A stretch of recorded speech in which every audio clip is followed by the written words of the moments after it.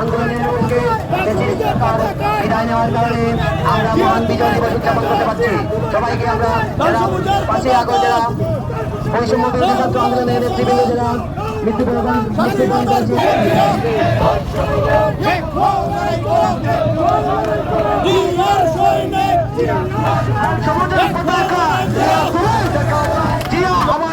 আমার চেতনা আমার বিশ্বাস নেতৃবৃন্দ রয়েছেন।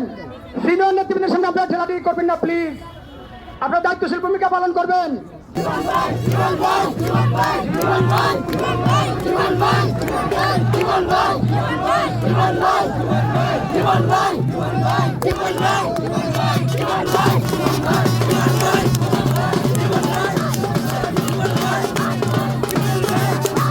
জিয়াউর রহমানের নেতৃত্বে সিলেট মুক্ত হয়েছিল 14ই ডিসেম্বর।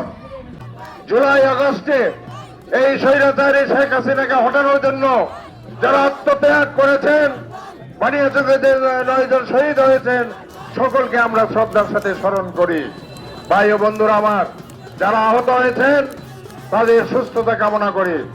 আজকে বাংলাদেশ স্বৈরাচার মুক্ত হয়েছে, কিন্তু আমাদের দলীয় নেতা কর্মীদের মনে রাখতে হবে, আমাদের নেতা জনাব তারেক রহমান বলছেন আমাদের মানুষের মন জয় করতে হবে, মানুষের বিপদ আপদে পাশে দাঁড়াতে হবে, দুর্নীতির বিরুদ্ধে রুখে দাঁড়াতে হবে, আওয়ামী সন্ত্রাসীদের আবার বাংলাদেশের মাটিতে যাতে মাটি ঘিরে না গাড়তে পারে সেই জন্য আমাদের সচেতন থাকতে হবে, স্বৈরাচারীদের বিচার হতে হবে।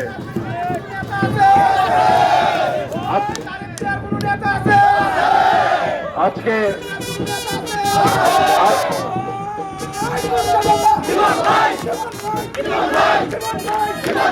ধন্যবাদ।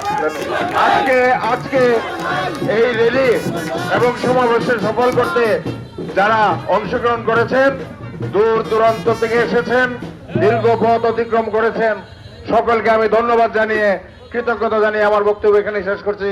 খুদা হাফেজ। বাংলাদেশ শহীদ জিয়া বীর উত্তম জিন্দাবাদ, বেগম খালেদা জিয়া জিন্দাবাদ, তারেক রহমান জিন্দাবাদ।